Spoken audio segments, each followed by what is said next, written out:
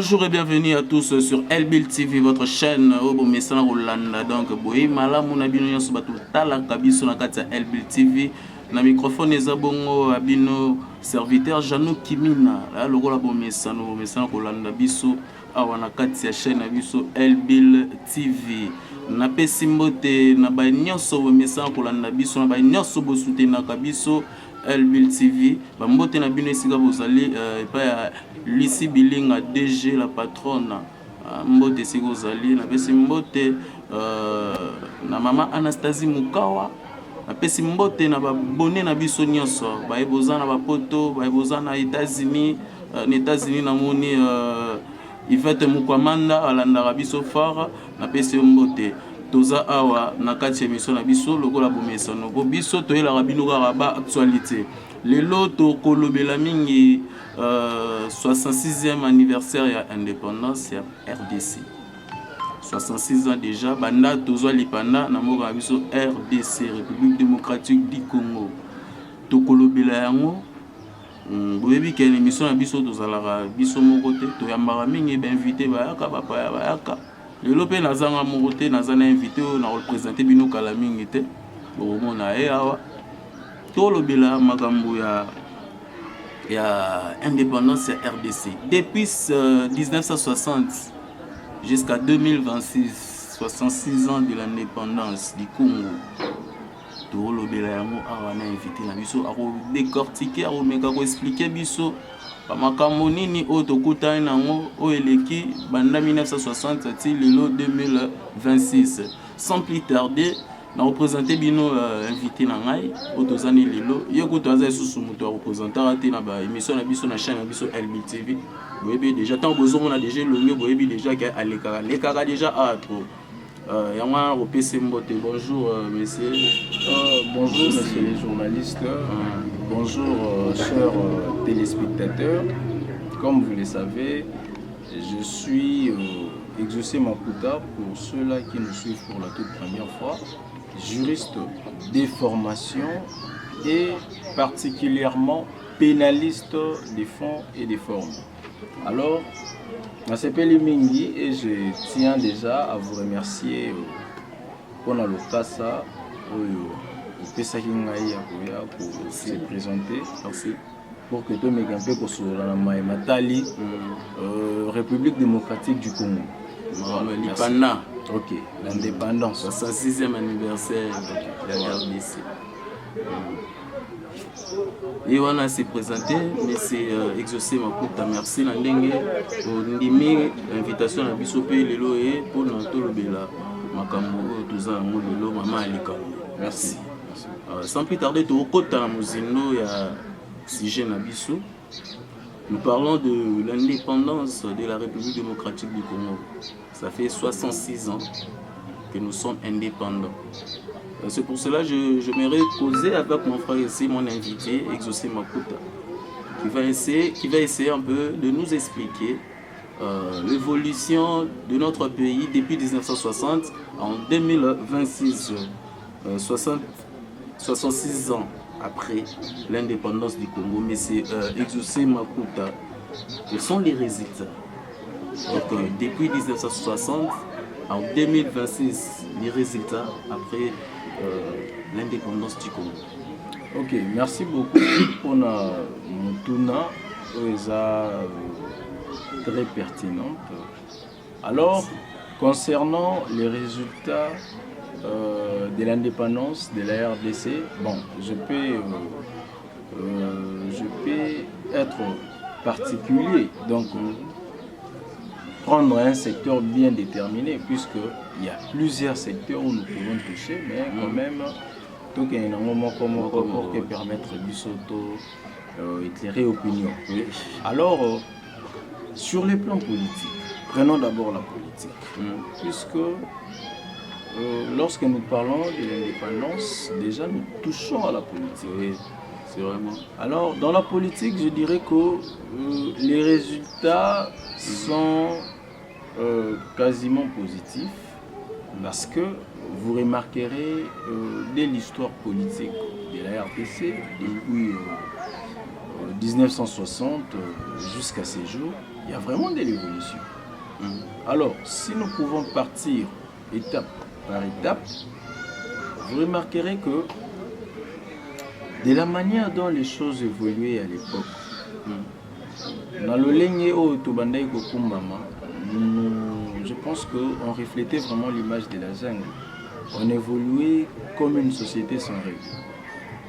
Parce que à l'époque, c'est presque tout le monde qui pouvait prendre les pouvoirs de sa manière, bien que nous avions des règles qui régissaient bien évidemment la société, mais je pense que son application n'était pas vraiment effective.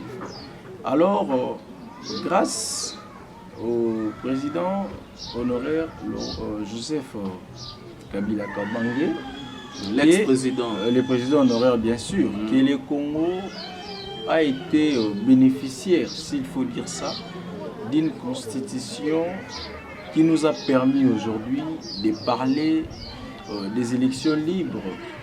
Une constitution qui nous a permis aujourd'hui de parler de la liberté d'expression.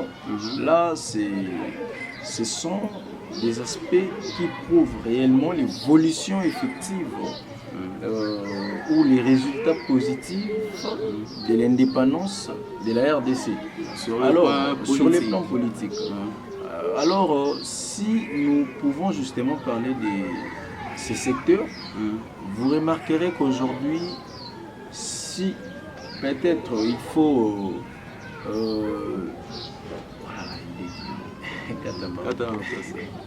voilà, comme je disais, dès l'année 2006, que le pays a réellement posé l'état des droits à travers cette constitution, car nous remarquerons que la constitution garantit la liberté des manifestations pacifiques, la liberté d'expression, puisque ce sont des lois fondamentales, des lois qui sont régies, des lois qui sont clairement définies par cette constitution. Et en dehors de tout ce que je viens de dire, il y a aussi l'alternance pacifique. Vous avez bien suivi en 2019 la passation du pouvoir entre le président honoraire Joseph Kabila Kabange et le président Félix Tshisekedi Tshilombo. Donc vous allez remarquer que ces faits sont vraiment rares dans l'histoire politique de la RDC. Donc s'il faut parler des avancées significatives de l'histoire politique de la RDC, vous remarquerez que l'indépendance a bien connu de bons résultats sur les plans politiques. Bien que l'histoire ne cesse de se fragiliser dans l'est du Congo, puisque, s'il faut le dire clairement, c'est une guerre politique orchestrée par les politiques. Nos abonnés sont là, Bazolanda. Vraiment, la pièce sont motés. Vous s'abonner à LBIL TV pour vous en émission à Boété. Pour battre le roi avec José Makuta, tête bien faite. Après, ce qu'on a moi, à Kinshasa. Nous poursuivons avec notre émission. Merci, José. Merci. Je rappelle au nom du Zaïre. Alors, les autorités congolaises à ce temps-là ont eu l'initiative de voter un acte de continuité. Alors, cet acte était relatif justement à la conservation des textes qui régissaient les pays et jusqu'à ce que les textes, la République n'a pas seulement le problème des textes, mais plutôt elle a un problème d'homme. Puisque, si vous remarquez, bon, je ne dirais pas seulement ça car il y a aussi une part de responsabilité de l'État.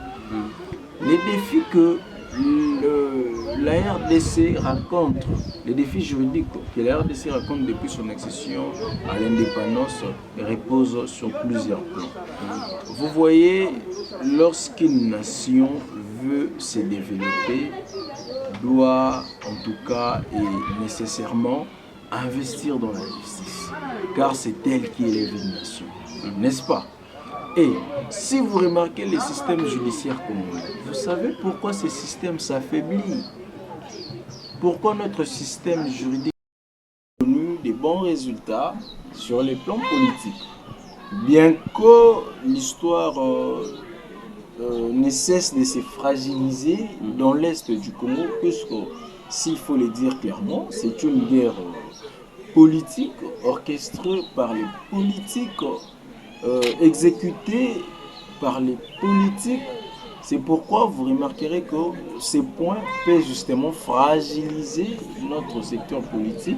Mais s'il faut parler des avancées, des résultats positifs qu'a apporté l'indépendance, je pense que ce que je viens de citer si haut sont des preuves palpables du résultat positif de l'indépendance. Ok. Merci, M. Exaucé Makuta, pour votre intervention par rapport au sujet que nous abordons aujourd'hui. Donc, nos abonnés sont là, Bazolanda. Vraiment, la possibilité sont motés. Vous s'abonner à LBL TV pour nous avoir une émission à Boété. Pour battre le roi avec Exaucé Makuta, tête bien faite. Après, ce qu'on a moi, nous poursuivons avec notre émission. Merci, José. Merci. Je rappelle, il est juriste en formation à l'université de Kinshasa. Voilà. Pas n'importe quelle université, l'université nationale de Kinshasa. Nous poursuivons. J'ai quelques questions juridiques à te poser par rapport à l'indépendance de la RDC, 66e anniversaire aujourd'hui. Maintenant, tu peux nous dire, tu peux nous expliquer quel est l'impact de l'indépendance de la République démocratique du Congo sur le système juridique actuel? Ok, bien merci. Je pense que ce sont des questions similaires, puisque parler des résultats ou de l'impact, je pense que ça marche de pair. Ouais. Alors, mais du point de vue juridique, là, voilà, vous venez d'expliquer. C'est pourquoi j'ai voulu vous dire la politique. C'est pourquoi j'ai voulu vous dire s'il faut m'accorder le temps de parler justement de toucher d'autres secteurs, hormis la politique, la justice et aussi l'économie s'il faut toucher. Alors, parlons du système juridique congolais. Il y a en tout cas un impact significatif dès lors que le Congo a eu son indépendance, puisque vous remarquerez que sur les plans juridiques, les autorités congolaises, à cette époque-là, oui, nous étions au Congo avant que Mobutu vienne rebaptiser les pays au nom du Zaïre. Alors les autorités congolaises à ce temps-là ont eu l'initiative de voter un acte de continuité. Alors, cet acte était relatif justement à la conservation des textes qui régissaient les pays jusqu'à ce que les législateurs congolais auront la capacité et la possibilité d'adopter d'autres textes. Et alors, cela veut tout simplement dire, qu'en ces moments-là, notre secteur juridique ne soit pas vide, nos autorités ont pris acte d'un principe de continuité pour garder les textes actés, adoptés par les colons. Alors, est-ce que, s'il vous plaît, vous pouvez d'abord nous expliquer ou expliquer à l'opinion qui nous suit le principe de continuité, c'est-à-dire quoi? Parce que lorsque tu dis le principe de continuité, il y a d'autres gens qui nous suivent, ne sont pas, ils sont profanes. Lorsque je parle du principe de continuité, cela veut tout simplement dire les lois qui étaient en application avant l'accession de l'RDC à l'indépendance soient maintenues, conservées, l'utiliser, donc les mettre toujours en application jusqu'à ce que nous-mêmes les Congolais formés localement auront la possibilité et les capacités requises pour mettre nos propres textes afin que notre société soit réglementée conformément à notre réalité. Donc, lorsque nous parlons de la continuité de ces principes, cela veut tout simplement expliquer que les textes qui étaient là avant l'indépendance doivent être reconduits, appliqués, jusqu'à ce que nous serons à mesure de les modifier ou les réviser en se conformant, n'est-ce pas, à notre réalité, à la réalité congolaise. Voilà. Et aussi, cet impact ne s'est pas limité seulement là-bas. Il est parti toucher à la magistrature. C'est ce qu'on appelle la congolisation de la magistrature. C'est-à-dire les autorités, donc les autorités publiques, les magistrats. À l'époque, les magistrats belges qui étaient là, donc ils étaient logiquement obligés de céder la place aux Congomani. N'est-ce pas, aux magistrats congolais formés localement. Et à cette époque, il n'y avait qu'une seule université qui disposait de la faculté la plus prestigieuse du droit. Et c'était bien évidemment l'université Louvanium à l'époque et l'UNIKIN à ces jours. Alors, il n'y avait que des étudiants formés à cette université qui avaient bien évidemment l'accès à la magistrature pour essayer un peu d'assurer de l'ordre et rechercher les infractions comme telle qu'elle est leur mission. Donc, c'est parmi les impacts significatifs de l'indépendance sur les systèmes judiciaires, sur les systèmes juridiques, comme nous le parlons, les systèmes juridiques congolais. Donc, voilà l'impact significatif de l'indépendance de la RDC sur les systèmes juridiques congolais. Ok, merci beaucoup Exaucé Makuta pour votre intervention. Nous passons à l'autre question. Quels sont les principaux défis juridiques que la RDC rencontre depuis son indépendance? Ok, merci pour la question très bénéfique. S'il faut parler des défis, des principaux défis, des principaux défis juridiques que la République démocratique du Congo rencontre jusqu'à-là depuis son accession à l'indépendance. Moi, je peux dire que la République démocratique du Congo ne souffre pas des textes. La République n'a pas seulement les problèmes des textes, mais plutôt elle a un problème d'homme. Puisque, si vous remarquez, bon, je ne dirais pas seulement ça, car il y a aussi une part des responsabilités de l'État. Les défis que la RDC rencontre, les défis juridiques que la RDC rencontre depuis son accession à l'indépendance reposent sur plusieurs plans. Vous voyez, lorsqu'une nation veut se développer, doit en tout cas et nécessairement investir dans la justice, car c'est elle qui élève une nation, n'est-ce pas? Et si vous remarquez les systèmes judiciaires congolais, vous savez pourquoi ces systèmes s'affaiblissent? Pourquoi notre système juridique n'est pas si fort? C'est une question que plusieurs personnes ignorent. La justice congolaise, pour qu'elle se développe, pour qu'elle agisse comme ça doit être, il lui faut des moyens. Il y a plusieurs défis à relever et nous n'arrivons même pas à relever tous ces défis justement parce que les moyens ne sont pas effectivement mobilisés. Je vais vous donner un exemple. Vous allez remarquer que plusieurs magistrats préfèrent plus être affectés dans la capitale que dans nos différentes provinces. Là, tu as raison. Ces soucis, s'il faut dire ça, dérangent les initiés, mais les responsables sont justement assis en train de faire ce qui n'est pas important, ce qui n'est pas logique. L'État congolais doit organiser son système juridique en investissant un fonds un peu costaud, s'il faut dire ça, mieux payer les acteurs judiciaires, puisque si un acteur judiciaire n'est pas payé,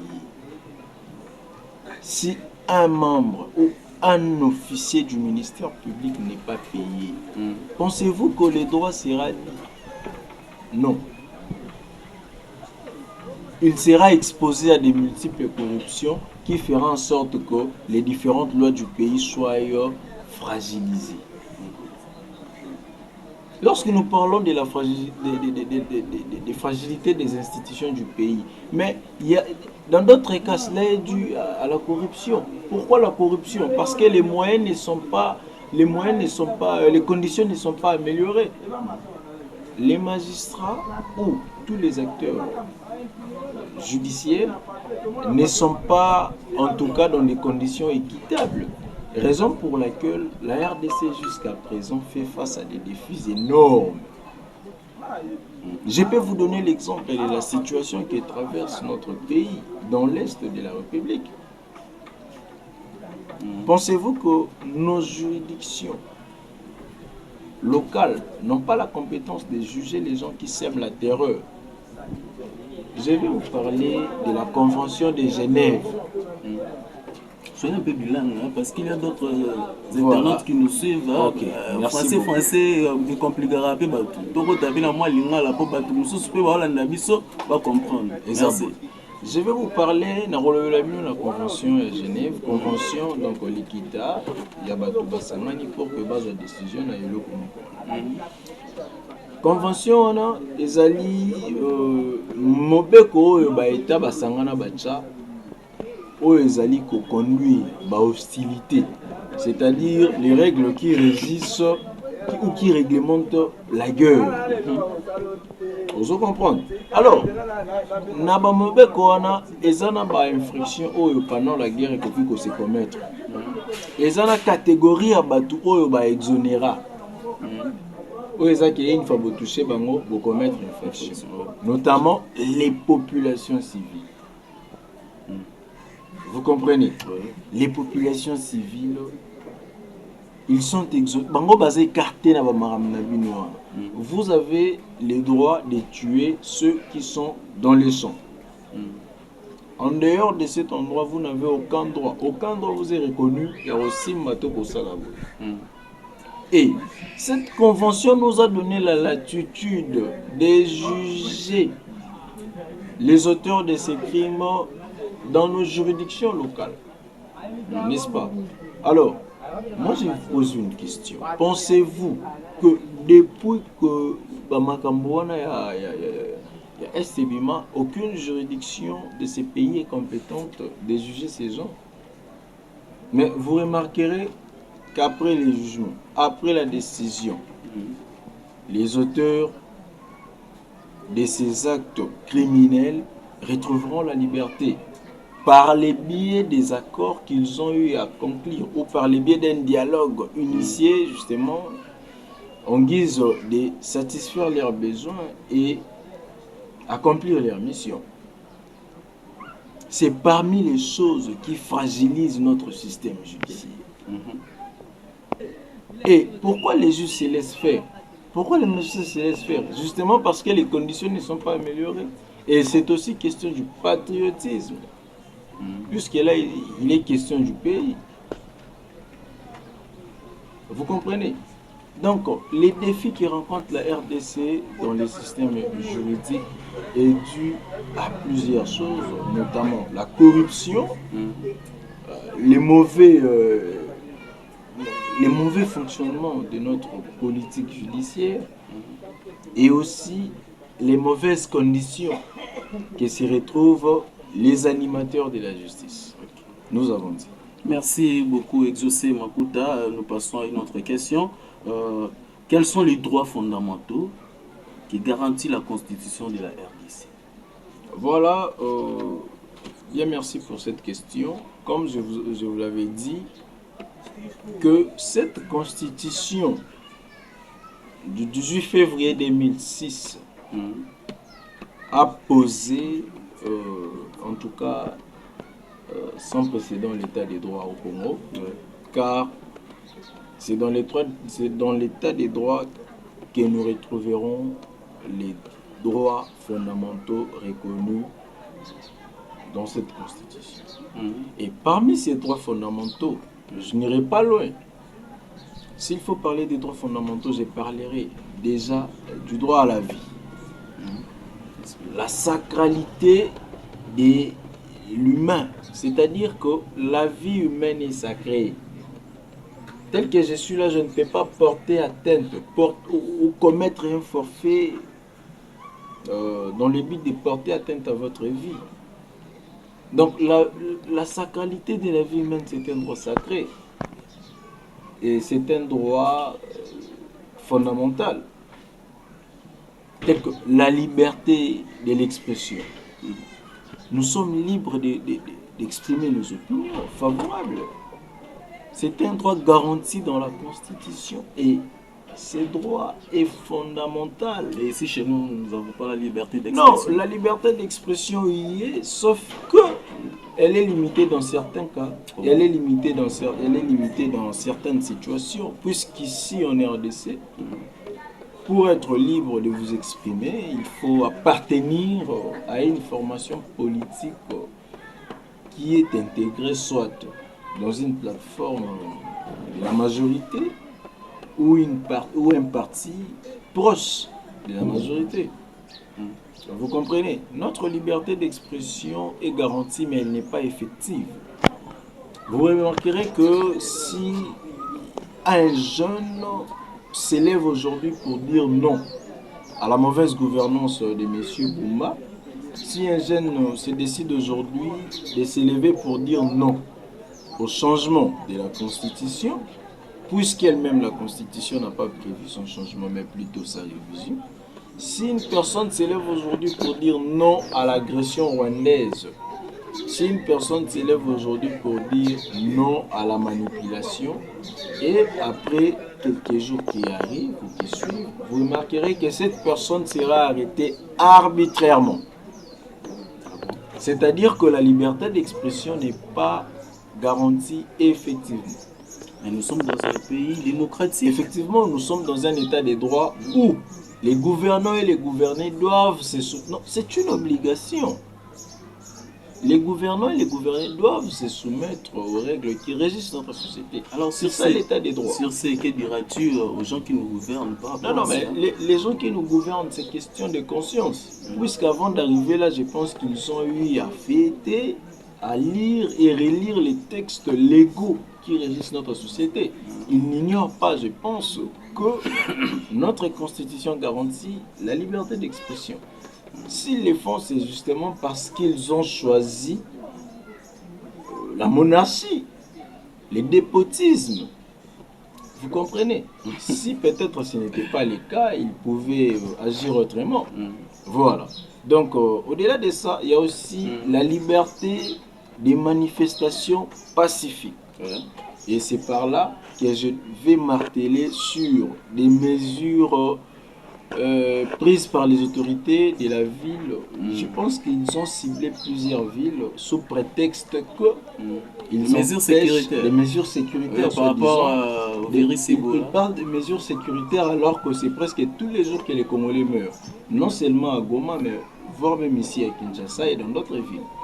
Et alors, est-ce que cette mesure est-elle importante en ce moment où l'opposition organise une activité qui engage le peuple congolais? C'est aussi pour sécuriser la population, parce que nous sommes en train de souffrir à une maladie qui nous attaque, l'Ebola. Mais vous devez c'est savoir, déjà ici à la République démocratique du Congo. C'est pour prévenir. Les gens qui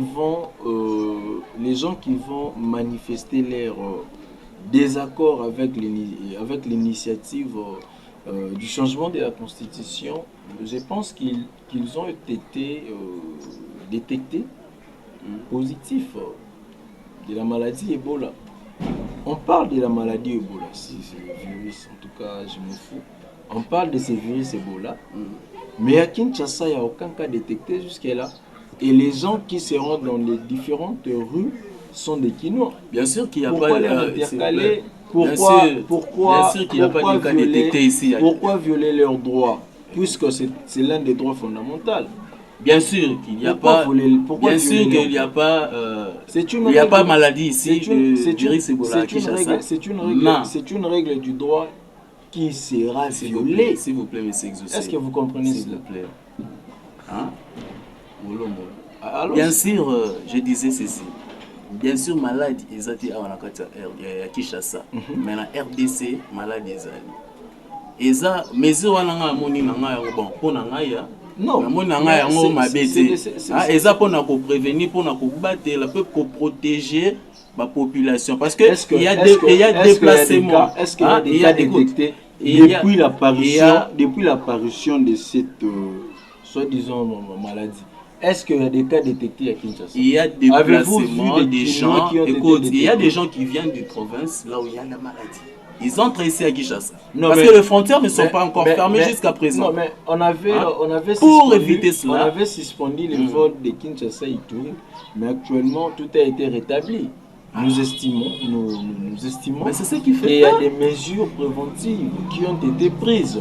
Et à quoi bon d'empêcher l'opposition d'initier sa manifestation? Est-ce que c'est pour l'opposition ou pour toute l'étendue de Kinshasa? Mais les autorités de Kinshasa pensent qu'ils sont plus malins que les autres.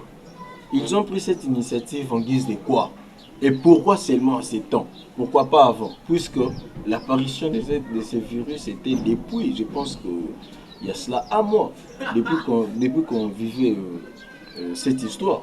Avant même le déplacement des différents Congolais et ne pas, avant d'aller même livrer leur Coupe du Monde, il y avait déjà cette histoire d'Ebola. Mais moi je me pose des questions. Pourquoi pas? D'ailleurs, ce qui est plus grave, dès le départ, on avait suspendu les vols de l'Ituri et Kinshasa.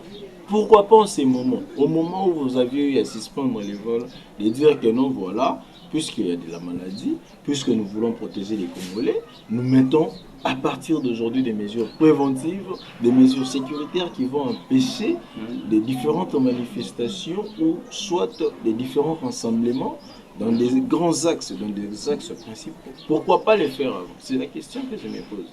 Puisque là, les autorités de Kinshasa ne supportent pas cette pression, je pense que c'est pour cette raison qu'ils ont pris cette mesure qui favorise que leurs propres intérêts. Selon vous. Mais c'est de ça qu'on parle. C'est de ça qu'on parle de la liberté d'expression. Je n'ai insulté personne. Je n'ai violé aucune loi. Ce sont des opinions. Mais je donne justement mon opinion favorable.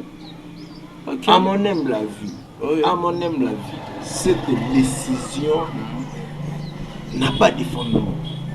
Ok. Elle n'a pas de fondement. Maloba ya exaucé makuta. Aye, wana selon ya ni mutalobi donc est concerné kaka. Mais opinion congolaise faut boye baké. Kala mingi était bazutozo kota esosu na nini mesure de sécurité. Faut mesurer ezala ne kala mingi mesures de sécurité voilà. S'il faut parler des mesures sécuritaires. Parlons d'abord des cibles. Est-ce que vous avez la maîtrise du taux de criminalité ici à Kinshasa? Est-ce que vous comprenez ça? Avant, il n'y a même pas 2 ou 3 mois, l'histoire des kidnappings était à nouveau apparue, était dans l'actualité. On kidnappait les gens de part et d'autre. Est-ce que les autorités congolaises, parlons même des autorités policières, leur tutelle, c'est les ministères de l'Intérieur. Ces ministères, quelle est la mesure prise par ces ministères pendant que les Congolais étaient kidnappés, pendant que les Congolais mouraient de l'insécurité? Mais on voit des bouclages par-ci par-là. Quels sont les résultats d'appréhender ou d'arrêter les kidnappeurs ou les criminels? Vous posez des questions n'est pas mon rôle. Mais permettez-moi de vous poser cette question. Quels sont les résultats positifs issus de ces bouclages? Il y a des arrestations. Il y a toujours la délinquance juvénile. Des arrestations. Mais arbitraire. Comment vous pouvez arrêter une personne? Alors tous ces gens-là qu'on arrête, ils ne sont pas concernés. Mais au regard du principe, au regard de l'un des principes du droit, de la présomption d'innocence, qu'est-ce que tu peux de ces principes? Que toute personne accusée d'une infraction est présumée innocente jusqu'à ce que sa culpabilité sera réelle et tout raisonnable. Comment pouvez-vous traiter de ces personnes coupables alors qu'ils n'ont jamais passé par un procès équitable? Et ils sont arrêtés arbitrairement. ils sont infligés des peines qui ne sont même pas en conformité avec la loi, qui ne sont pas en conformité avec les principes de l'égalité des peines. Vous comprenez que c'est du désordre. Donc, je ne sais même pas comment qualifier cette désorganisation. Vous comprenez? Cette mesure est due justement à la pression que subissent les autorités de Kinshasa, la majorité, puisque ce sont eux qui ont les bâtons de commandement. Manifester notre consentement, manifester notre désaccord à l'initiative menée par le président de la République n'a rien à voir avec, je ne sais même pas les mots employés, puisque selon eux, ils croient que si les Congolais marchent les jours fixés par l'opposition, le président de la République peut toutefois fuir la présidence. Là, c'est selon votre raison. Non. Mais eux, ils refusent parce que la maladie peut se propager facilement. Ce sont eux. Hein? Ce sont eux qui Revenons d'abord sur le sujet de la maladie. Quand je parle du bâton de commandement, c'est-à-dire quoi?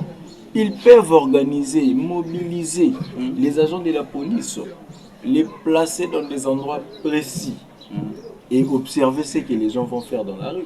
Ce qui est mal, c'est de commettre les forfaits, c'est de détruire, de piller les biens des particuliers ou soit de l'État. C'est ce qui est prohibé par les différentes lois. Mais marchez pacifiquement.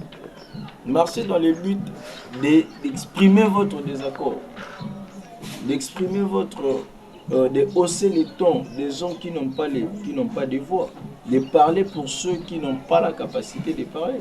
Ce n'est pas une violation, puisque vous protestez un truc de manière pacifique. Vous comprenez? Le mal serait si peut-être les gens étaient sortis pour s'aimer la terreur comme font ces délinquants qui se mettent sous l'arbre à 10e rue, je ne sais même pas comment on leur surnomme. La force du progrès, je pense. Force du progrès.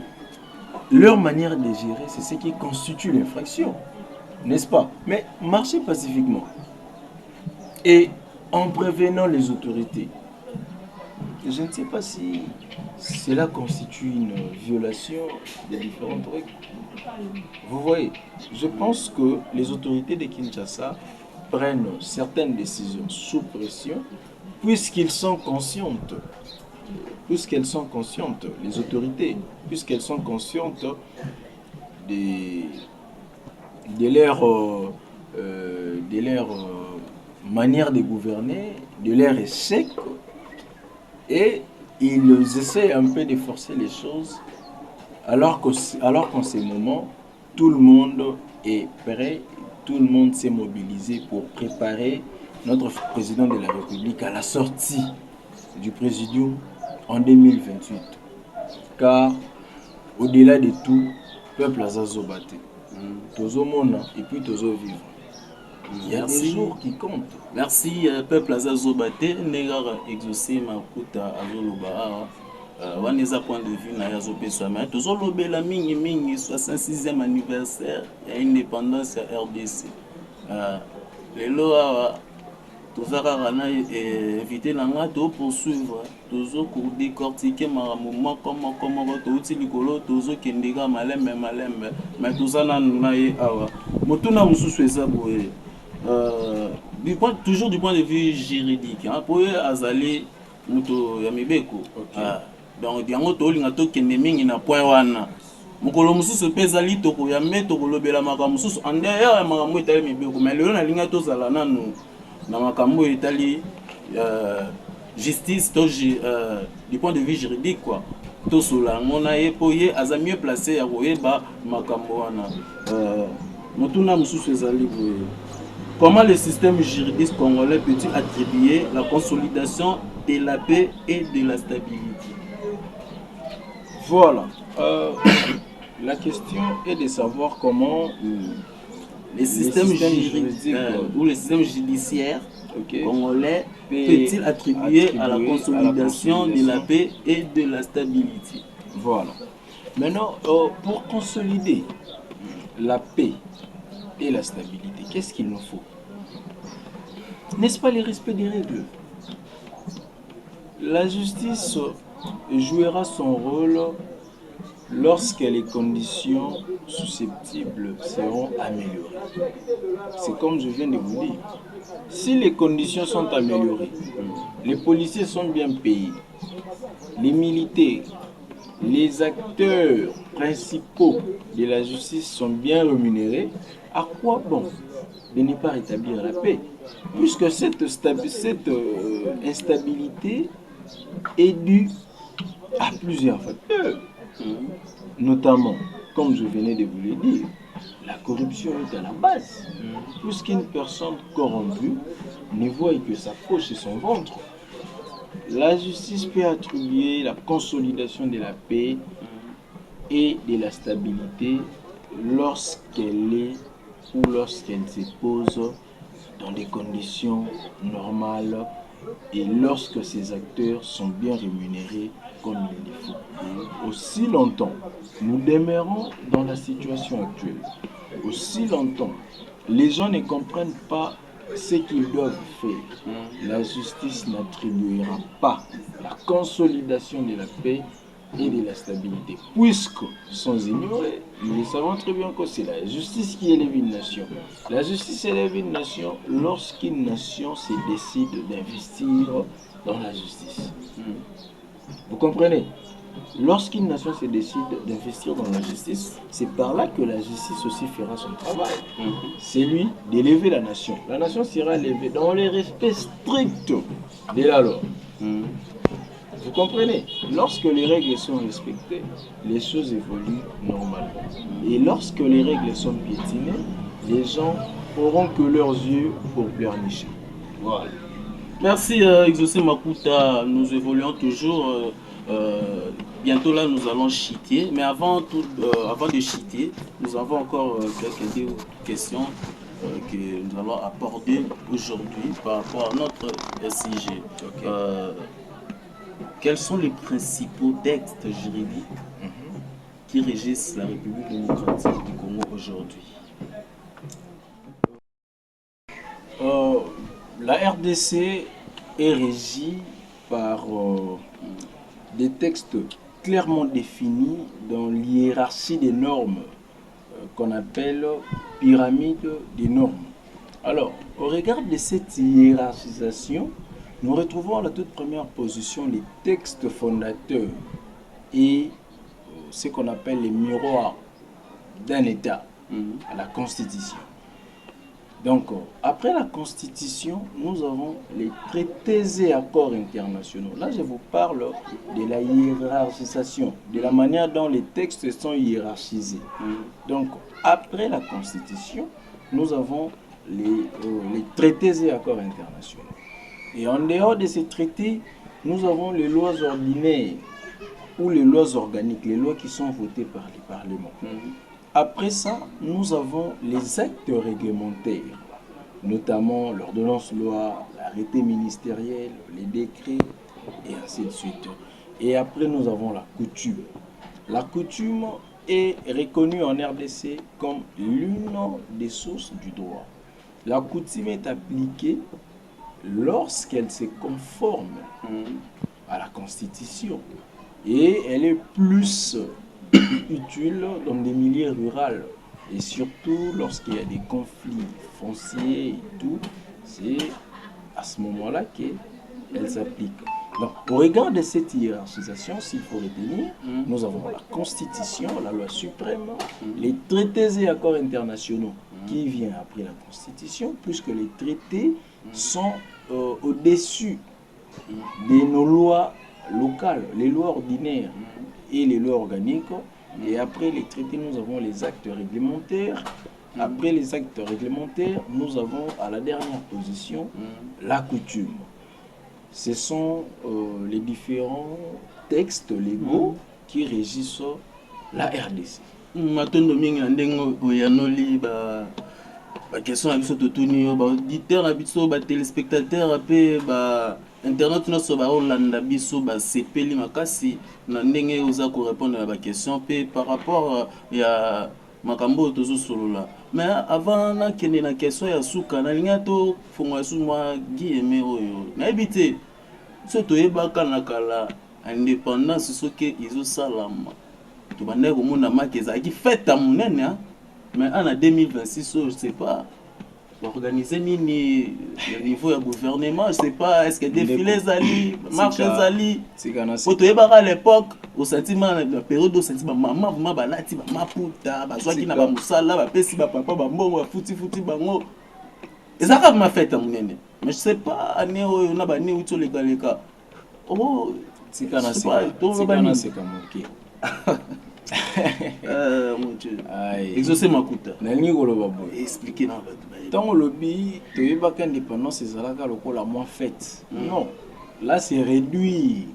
Les efforts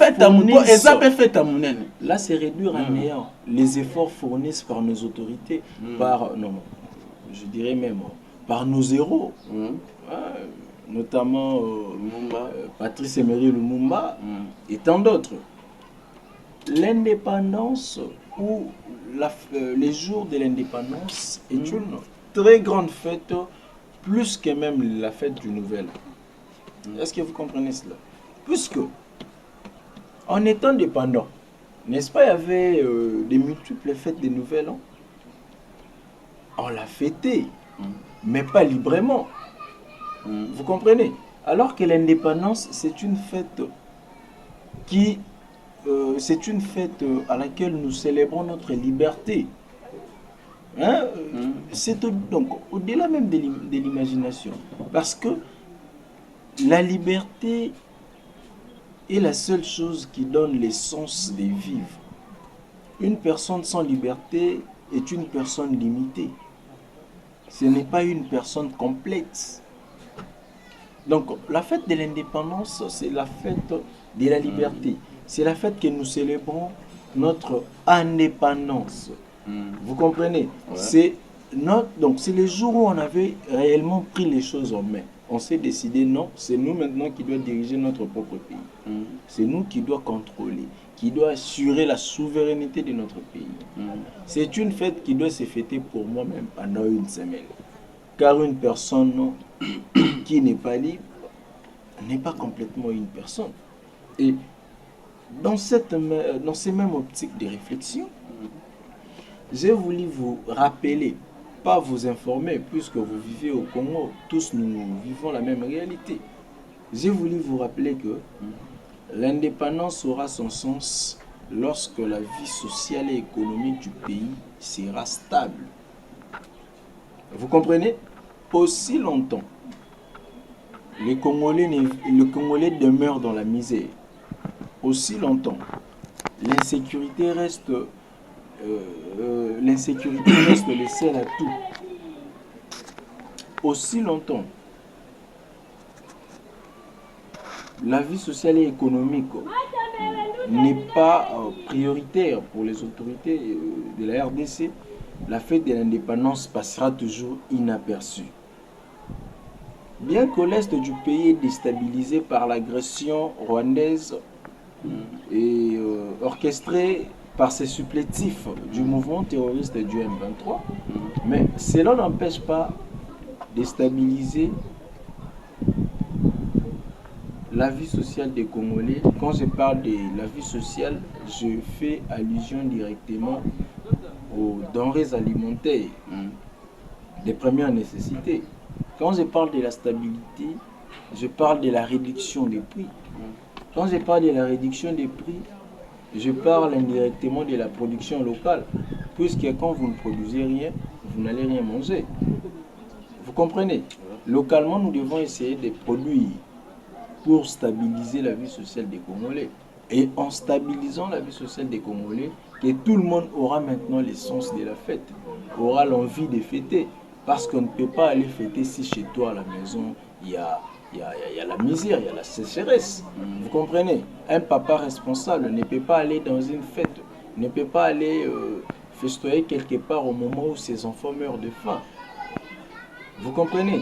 Mais c'est aberrant la situation, c'est vraiment catastrophique. Je pense que la seule raison qui pousse les Congolais, s'il faut dire saboter, c'est trop dire. Congolais ne vivent pas comme il faut, comme ils doivent vivre. Les Congolais souffrent. Ici, nous sommes à Kinshasa. La vie est tellement difficile. Et si nous partons à l'intérieur, là où il n'y a même pas de moyens qui peuvent faciliter la tâche à la vie, vous voyez que c'est compliqué. Donc la fête n'est pas effective justement parce que la souffrance est au centre. La souffrance a pris place. Il y a justement une minorité des personnes qui vivent heureuses. Et une grande majorité des Congolais, en tout cas, vivent dans la misère. Fort malheureusement, si vous décidez de passer de temps à autre à la télé pour dénoncer ces crimes, puisque c'est un crime. Priver les gens une vie meilleure, c'est un crime. Vous comprenez? S'il faut dénoncer cela, je pense qu'il y aura des lépreux, des djihadistes qui sortiront pour nous dire que non, voilà, vous êtes en train de commettre un forfait, vous faites l'outrage au chef de l'État, et ainsi de suite, alors que nous parlons justement de la réalité. Voilà la raison qui fait défaut à une grande fête de l'indépendance de la RDC. José Makuta, nous poursuivons toujours avec lui, mais d'ici là, nous allons chiter.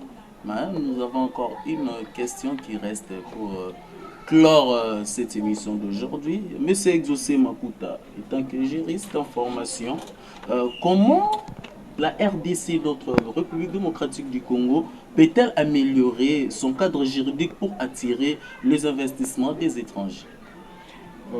Merci. Une fois de plus, en tout cas, ce qui m'a plus honoré, ce qui m'a vraiment fait un grand plaisir ardent, c'est la qualité de vos questions. Merci. L'entretien, en tout cas, cet entretien a été en tout cas très bénéfique, non seulement pour moi, mais aussi pour tout Congolais conscient, pour tout Congolais qui aime bien connaître l'évolution, non seulement de la politique, mais aussi l'évolution juridique du pays. En tout cas, je pense que ceux-là qui sont animés par cet esprit vont bien évidemment se retrouver. Et aussi, je tiens également à vous remercier pour cet entretien très enrichissant. En tout cas, ces moments d'échange convivial me va droit au cœur. Alors, pour répondre très rapidement à votre question, s'il faut reprenez la question. Comment la RDC peut améliorer son cadre juridique pour attirer les investissements? Le cadre juridique sera amélioré. Le cadre juridique pour être amélioré, pour inviter les investisseurs au Congo, c'est dans plusieurs plans. S'il faut parler, je parlerai de la réforme de nos textes légaux. Parce que les textes, parce qu'on signale déjà là-bas à la régie, il reste 2 minutes. Les textes qui peuvent faciliter les investissements doivent être réformés. Vous comprenez? Ici, on parle du changement complet de la Constitution, alors qu'il y en a d'autres articles, et dans plusieurs secteurs d'ailleurs, non seulement dans la Constitution, qui nécessitent d'ailleurs une réforme. Donc, conformer les textes à la réalité actuelle, à l'évolution du monde, et aussi équiper les acteurs principaux de la justice pour mieux gérer les affaires, puisque quand vous parlez des investissements et aussi du droit, cela nous pousse à dire que les conditions des acteurs de ces secteurs doivent être améliorées pour qu'ils travaillent impartialement et aussi avec patriotisme, puisqu'une personne qui vit dans des conditions précaires aura toujours l'intention de commettre un forfait pour satisfaire son besoin. Donc, pour que cette action soit réussie, nous devons au préalable réformer nos textes et aussi améliorer les conditions de nos acteurs judiciaires qui sont jusqu'à présent précaires. Merci. Merci Exaucé Makuta, merci na baïnyo soboza kolanda biso na kati ya LBL TV. Tokomi déjà na suka ya entretien na biso na ndeko Exaucé Makuta. Na évité mot de la fin oyo gopesa bato nyonso balandi biso et puis toshite. En tout cas, je vous remercie de plus pour le Lokasa. Merci na baelanso bazalaki en direct pour na Rolanda biso na tongo ya lelo. Alors j'en profite de l'occasion pour notifier, signaler la population congolaise que d'ici là, la fondation Exaucé Makuta verra les jours. Donc, nous sommes en train de se préparer. Effectivement, nous sommes en train de lutter justement pour faire une sortie réussite et apporter une pierre à l'édifice à l'édifice du développement de la RDC. Donc, s'il faut remercier ou dire les derniers mots, je remercierai justement les peuples congolais pour leur disponibilité et aussi rappeler à tout le monde que Toza Bazo Bate, tout s'est préparé pour les nouvelles manifestations qui se comptent à l'horizon. Au revoir. Au revoir, merci monsieur Exaucé Makuta. Tokomi bongo na suka ya émission na biso na LBL TV. Un grand merci na baïnia sobolanda ki biso. Bino nyonso boza na bandako na États-Unis, na France, na Angleterre, Belgique, na Kinshasa awa bambote na bino. Na sima ya caméra eza bongo Joël Aotonde moto asimbi caméra bongo na bilili tina bandako na bino. Na régie, montage toza bongo na Prince Lizara, le réal inda zaliwana. Et na microphone nga moko humble serviteur Jano Kimina, tomonani bongo na mikolo eko ya bay.